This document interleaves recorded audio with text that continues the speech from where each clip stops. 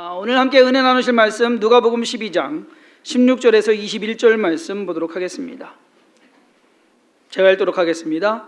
또 비유로 그들에게 말하여 이르시되 한 부자가 그 밭에 소출이 풍성함에 심중에 생각하여 이르되 내가 곡식 쌓아둘 곳이 없으니 어찌할까 하고 또 이르되 내가 이렇게 하리라. 내 곡간을 헐고 더 크게 짓고 내 모든 곡식과 물건을 거기 쌓아두리라.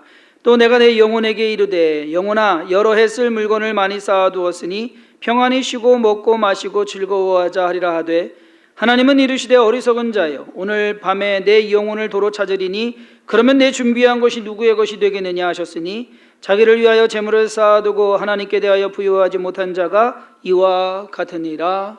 아멘. 자, 오늘 우리는 맥주 감사절로 모였습니다. 맥주 감사절은 이스라엘 백성들이 가나안 땅에 정착하고 살게 되었을 때 하나님께서 지키라고 명령하신 세 가지 절기 중에 하나입니다. 세 가지 절기 중에 대표적인 절기가 유월절입니다. 그리고 나머지 두 절기는 농사와 연관이 있습니다. 농사를 짓고 수확한 것을 가지고서 하나님께 감사를 드리는 절기가 맥추절과 봄에는 맥추절 그리고 가을에는 수장절이 있습니다. 출애굽기 23장 14절부터 16절을 보면 너는 매년 3번 내게 절기를 지킬지니라. 너는 무교병의 절기를 지키라. 내가 내게 명령한 대로 아비벌에 정한 때에 이래 동안 무교병을 먹을지니 이는 그 달에 내가 애굽에서 나왔습니다. 빈손으로 내 앞에 나오지 말지니라. 여기서 무교병을 먹는 절기는 유월절을 가리킵니다. 유월절이 시작하면서 무교절이 같이 이제 되는 거거든요. 그 다음에 나오는 말씀이 맥추절을 지키라. 이는 내가 수고하여 밭에 뿌린 것에 첫 열매를 거둠이니라. 수장절을 지키라. 이는 내가 수고하여 이룬 것을 연말에 밭에서부터 거두어 저장함이니라. 맥추절은 우리가 아는 이제 맥추감사절이고요.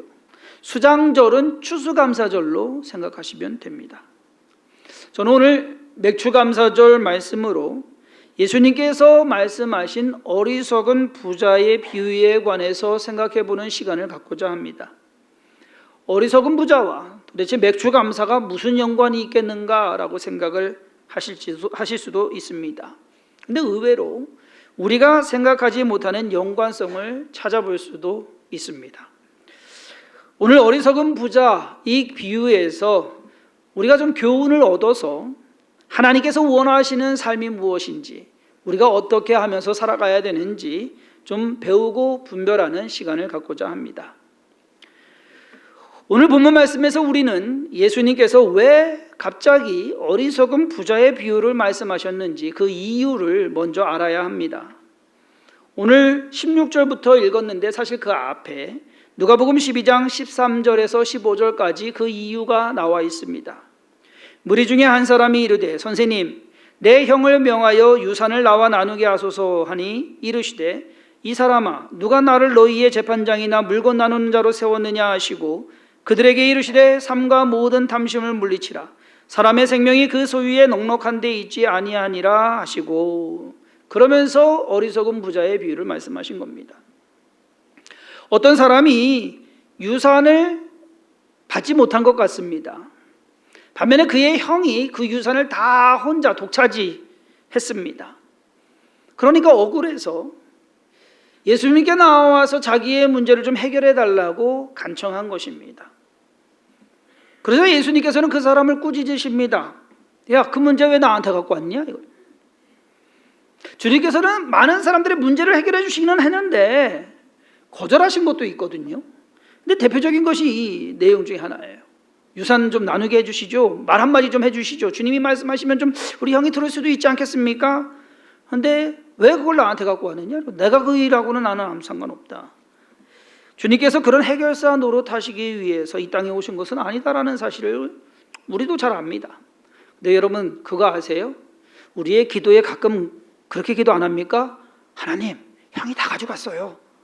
예? 제목 있는 거 아닙니까? 좀 제목 좀 챙겨주세요.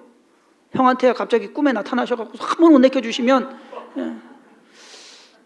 어쩌면 우리의 기도도 그렇게 기도하는 부분이 있지 않을까. 이 문제는 예수님과 상관없는 문제입니다. 그 문제가 더 상관없는 것은 돈 문제이기 때문에, 지극히 개인적인 문제이기 때문에 예수님께서 일일이 그런 거 해결해 주시는 분은 아니시더라. 예수님께서는 유산을 받지 못한 그 사람이 딱해 보이지 않으셨습니다. 오히려 그가 재물에 탐을 내는 것처럼 예수님께서는 어리석은 부자의 비유를 말씀하십니다. 이 비유의 내용은 이렇습니다.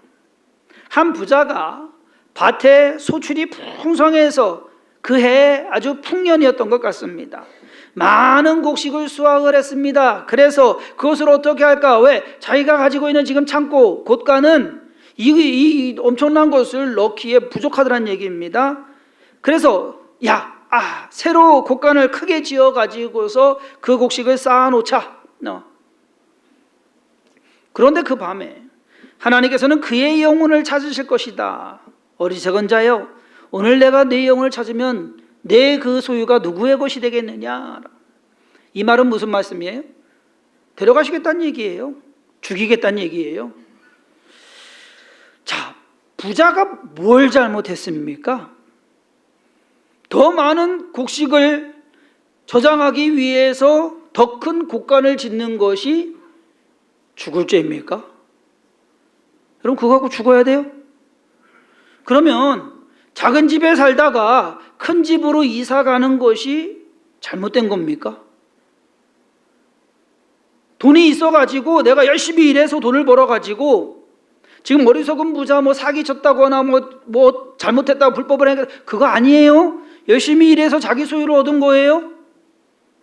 근데 내가 돈을 벌어가지고서 땅 사고 집 사고 하는 거 잘못된 겁니까? 어리석은 부자가 잘못한 것이 무엇인지 예수님께서는 그 이유를 21절에 말씀하십니다.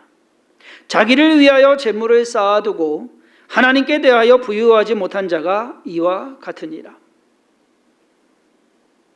어리석은 부자는 자기의 수입을 모두 자기 것이라고 생각을 했습니다.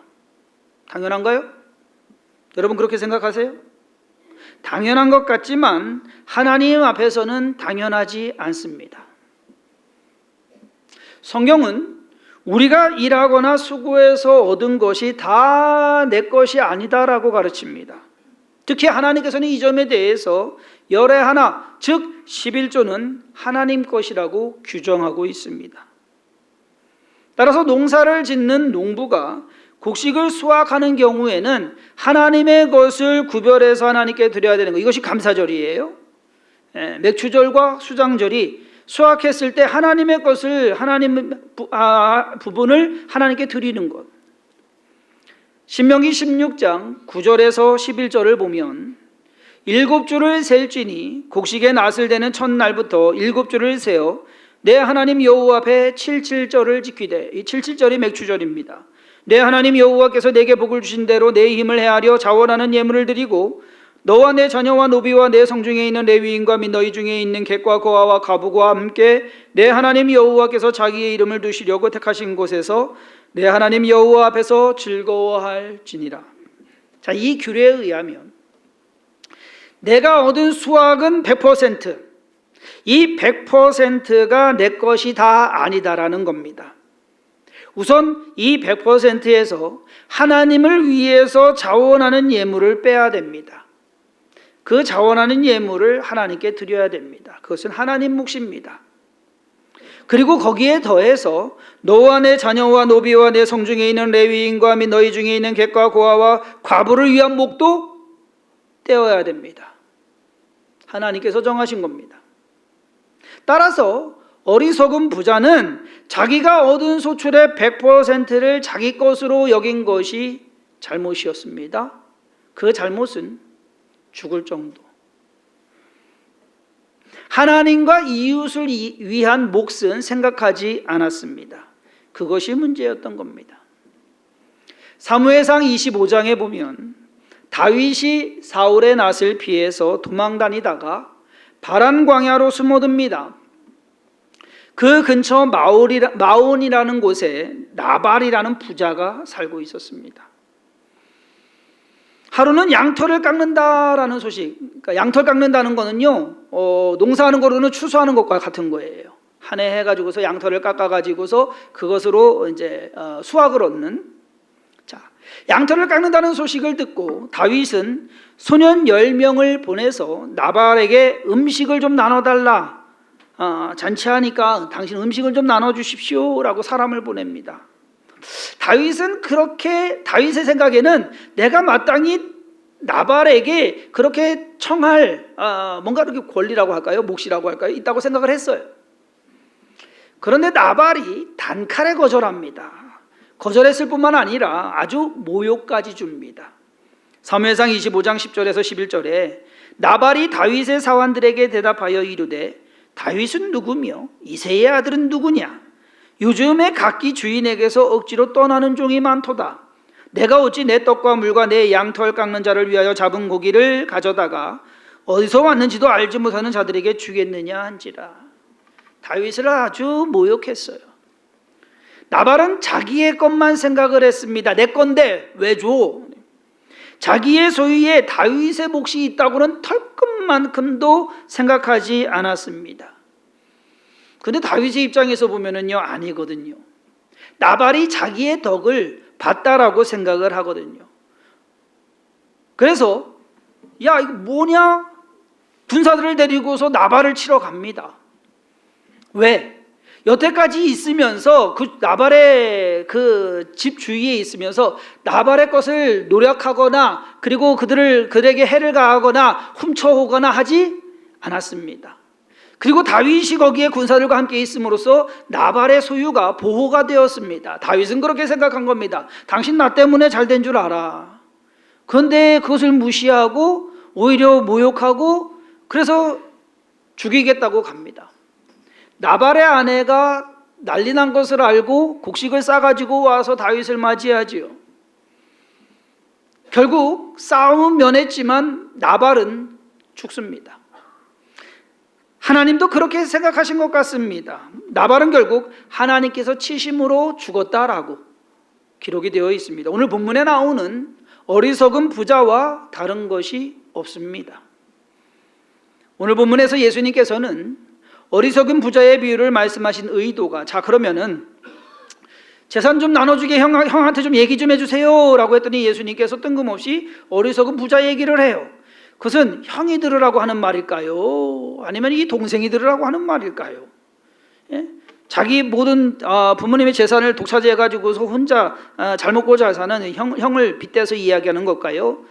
아니면은 형 거 좀 나눠주게 해주십시오. 억울한 동생을 빗대서 얘기하는 걸까요? 사실 둘 다입니다. 형에게는 유산을 나눠줘야 한다는 것을 말씀하는 것이며 동생에게는 욕심 부리지 말라라고 하는 뜻으로 말씀하신 겁니다. 왜냐하면 결국 둘 다 모양새는 다르지만 자기 목 챙기는 거거든요. 내 목 챙기느라고 지금 이 일 때문에. 만약 우리 교회 성도님들 중에 유산을 혼자 꼴깍 드신 분이 계시면 올해가 가기 전에 나누시기 바랍니다. 그렇게 하는 것이 믿는 사람이 취할 태도입니다. 지난 6월 18일 일요일에 타이타닉호를 보기 위해서 100년 전에 가라앉은 그 타이타닉호를 보기 위해서 타이탄 잠수정을 타고 심해로 내려간 5명. 그날 오후에 연락이 두절됐고 결국 22일에 전원이 사망했다는 미 해양경비대의 발표가 있었습니다. 그 잠수정에는 오션게이트 CEO 스타턴 러시, 영국의 억만장자 겸 사업가 겸 탐험가인 해미시 하딩, 타이타닉 전문가 폴 헨리 나글렛, 그리고 파키스탄 억만장자 이름도 그래요. 사자다 다우드, 부자, 그것도 아버지와 아들이 타고 심해로, 심해 투어라고 해서 가기 전에도 떠들썩했습니다. 그 비용은 1인당 25만 달러, 즉 한화로 3억 원이 넘습니다. 이 사람들에게는 3억 원, 뭐 얼마 되지 않는 돈이에요.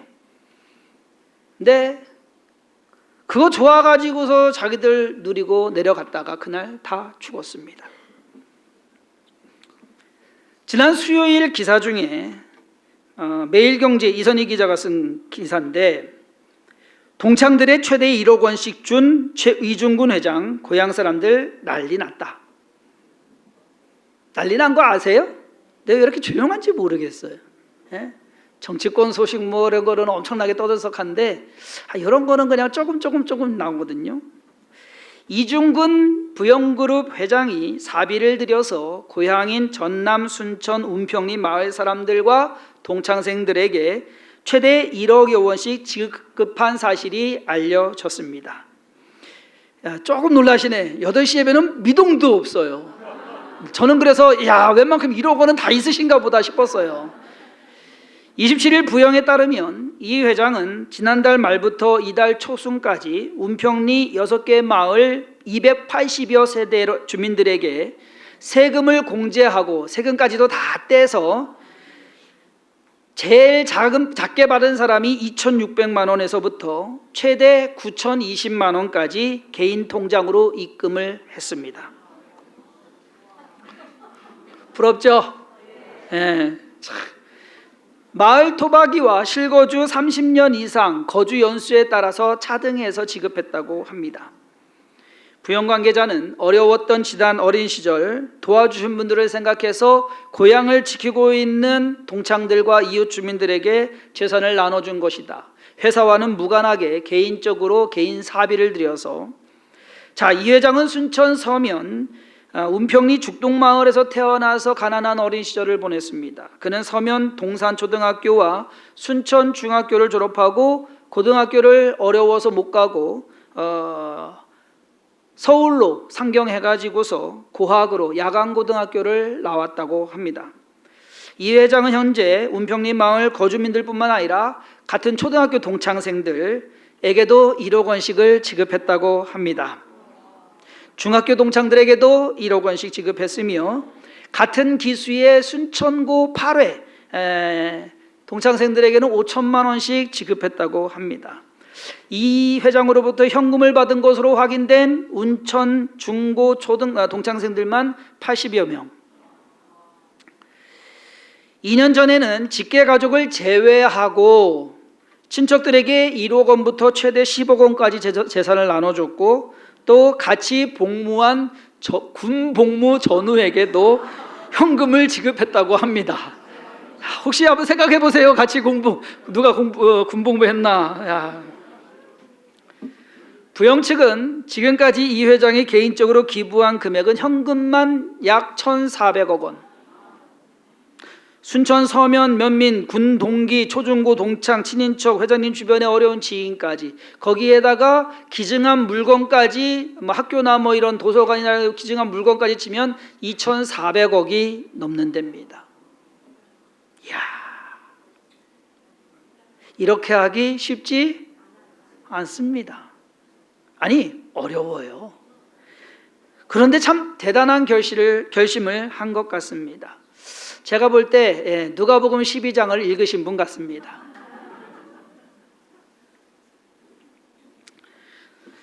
저희 교회는 4번의 절기연금을 외부로 흘려보냅니다.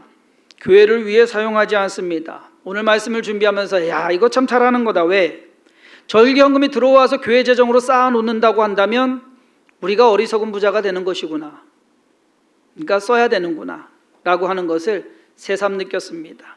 그래봐야 여러분 생각을 해보세요. 이중근 회장이 준 거 제일 적게 주기 2,600만 원이래요. 지금까지 나름 열심히 선교와 나눔 사역에 절기연금을 사용해 왔습니다. 그렇게 함으로써 교회들도 알게 되고 목사님들도 알게 되고 또 선교사님들도 그리고 성도님들도 심지어는 믿지 않는 사람들에게도 저희가 지원을 했습니다. 우리가 기억하고 염두에 둬야 하는 것은 지금까지 우리가 이루어온 이 모든 것들이 우리의 능력으로만 된 것은 아니다라는 사실입니다. 하나님께서 도우셨고 하나님께서 행하신 일들의 결과가 지금의 주성김교회를 만들고 있는 것이다. 아끼고 절약하고 모아야 하는 것 맞습니다. 다 퍼주라는 것 아닙니다. 뭐 언제까지 남의 건물에서 월세 살 거냐고 하시는 분들도 있습니다. 저도 모르겠습니다. 언제까지 월세 살려는지는. 근데 그렇다고 해서 뭐 땅 사고 건물 짓는다는 것은 제가 안 한다고는 했지만 모르겠습니다. 그건 하나님께서 뭐 좋은 거 주시면 하죠. 그렇지만 그렇지 않으면, 그렇다고 해서 할 거 안 하고 빡빡 아껴가지고서 모아가고서 땅 사고 건물 질 생각은 없습니다. 그럼 건물 있으면 그때는 퍼줄 수 있을 것 같습니까? 땅 있고 건물 있으면 여러분들 퍼줄 수 있을 것 같습니까? 베풀 수 있을 것 같습니까? 어제 오늘 여러분들이 네이버나 다음이나 기사를 쭉 보면 교회 기사가 하나 떴습니다. 서울의 모 교회가 지금 서로 두 파로 나뉘어가지고서 난리가 났습니다. 새벽에 경찰 출동하고 뭐 서로 싸우는데 후춧가루 스프레이에다가 전기 충격기까지 등장했다고 합니다. 목사님이 1,400억을 횡령했, 140억인가요? 140억을 횡령했다고 하는데, 여러분 그러면은 돈 많은 거 아니에요? 어쨌든 그만큼 있었다는 거 아니에요? 그거 갖고서 싸움만 하고 세상에서 세상 사람들 보기 좋지 않게 그렇게 된다고 한다면 돈 있어서 뭐 하시려고요? 교회 부자 돼서 뭐 하시려고요? 잘 지어놓은 건물 유지해야 돼서 베풀고 나누는 데는 아예 관심조차 없는 교회들이 의외로 많습니다. 교회는 돈을 모으거나 이익을 남기는 기업이 아닙니다. 자칫 잘못하다가는 교회가 어리석은 부자의 모습을 가질 수가 있습니다. 예수님께서는 누가복음 6장 38절에 주라 그리하면 너희에게 줄 것이니 곧 후이되어 누르고 흔들어 넘치도록 하여 너희에게 안겨주리라. 참 이상하죠. 사람들은 누르고 흔들어 넘치도록 안겨주는 거는 귀에 쏙쏙 들어오는데 그 앞에 주라 하는 거는 생각을 못해요. 선행되어지는 것이 주라, 그것이 먼저 선행되어져야 하지만 그 다음에 누르고 흔들어 넘치도록 너희에게 안겨주리라. 너희가 헤아리는 그 헤아림으로 너희도 헤아림을 도로 받을 것이니라. 주는 것이 손해보는 것 아닙니다. 베푸는 것이 낭비하거나 허비하는 것 아닙니다. 어쩌면 우리가 하나님의 말씀을 실천해 가는 것입니다. 우리의 것을 다 우리의 것이라고 이야기하지 않고 하나님의 몫을 하나님의 몫으로 드리고 이웃의 몫을 이웃의 몫으로 베푸는 것, 그것이 저와 여러분들이 믿음의 삶을 살아가는 모습이다라는 것입니다. 우리가 올해 맥주감사절을 당해서 하나님께 감사할 수 있는 것은 다른 것 아니에요. 그만큼 하나님께서 우리에게 주셨기 때문입니다. 그것을 늘 잊지 말고 명심하시며 하나님께서 원하시는, 그리고 하나님께서 기뻐하시는 참 절기가 뭔가, 감사가 뭔가, 그리고 베품과 나눔이 뭔가 생각해보는 그러한 절기가 되기를 주님의 이름으로 축원합니다. 기도하겠습니다. 하나님께서 우리에게 베푸심은 우리로 하여금 이 땅에서 잘 먹고 잘 살다가 오라는 것 아닙니다. 하나님의 것을 받아서, 하나님으로부터 받아서 그것을 믿지 않은 자들에게, 또 모르는 자들에게, 어려운 자들에게 함께 베풀고 나누어서 서로가 힘이 되고 서로가 도움이 되어서 살아가라고, 그것으로 인해서 하나님께 영광을 돌리고 하나님을 찬양하게 만들라고. 하나님, 주성김교회가 하나님을 찬양하며 하나님께 영광 돌리는 일에 쓰임받는 교회 되게 하여 주옵소서. 우리의 것을 다 내 것이라고 우기는 그러한 어리석은 부자가 되지 않게 하여 주옵소서. 진정 베풀 수 있을 만큼, 또 우리에게 주시는 기회만큼 그 기회를 잘 활용하게 하시고 살리게 하시고, 이것으로 인하여 서로가 힘을 내어서 용기 내어서 하나님의 영광 드러내며 하나님의 사랑 전하며 그것을 실천하는 믿음의 삶을 살아내게 하여 주옵소서. 주성인교회 선교와 나눔의 모든 사역 가운데 함께 하시고, 또 올해 이 모든 맥주 감사가 진정 하나님께 감사드리는 귀한 절기가 되기를 바라오며 예수님의 이름으로 간절히 축복하며 기도했사옵나이다. 아멘.